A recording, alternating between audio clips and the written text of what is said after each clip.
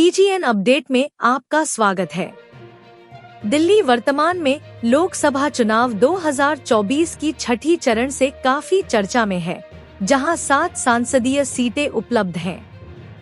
आज एक महत्वपूर्ण पल है क्योंकि दिल्ली के मुख्यमंत्री और आप राष्ट्रीय संयोजक अरविंद केजरीवाल उनकी पत्नी सुनीता केजरीवाल के साथ नगर में एक मतदान केंद्र पर अपने मतदान का अधिकार प्रयोग कर रहे हैं।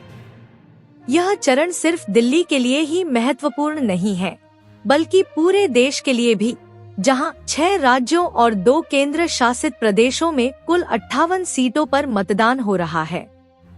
इन पदों के लिए 889 उम्मीदवार दावेदार हैं, जो भारत की लोकतांत्रिक प्रक्रिया की विविधता और परिस्थिति को दर्शाते हैं। दिल्ली में दावा किया जाता है कि बीजेपी ने इतिहास में मजबूत पकड़ बनाई है, जो 2014 और 2019 के राष्ट्रीय चुनावों में राष्ट्रीय राजधानी में 100% हड़ताल दर्ज की थी। हालांकि आप और कांग्रेस से मजबूत विपक्ष का सामना कर रहे हैं, इस चुनाव की गतिविधियों को बिना शंका विस्तारित किया गया है। आप और कांग्रेस द्वारा नेतृत्व किए गए विपक्ष भारत ब्लॉक का हिस्सा है।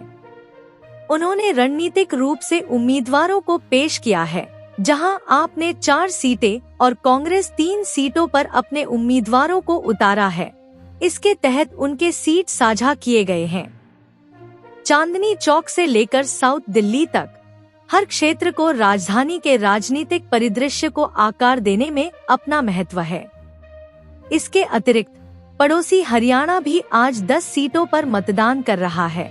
इस समय क्षेत्र में मतदान की उत्साही भावना को और बढ़ा रहा है।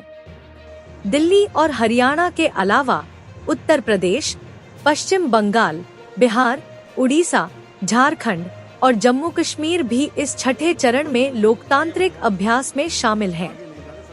जब नागरिक अपने मताधिकार का प्रयोग करते हैं, तो इन चुनावों का परिणाम निश्चित रूप से क्षेत्र की शासन और राजनीति। बने रहें, लाइक करें और सब्सक्राइब करें।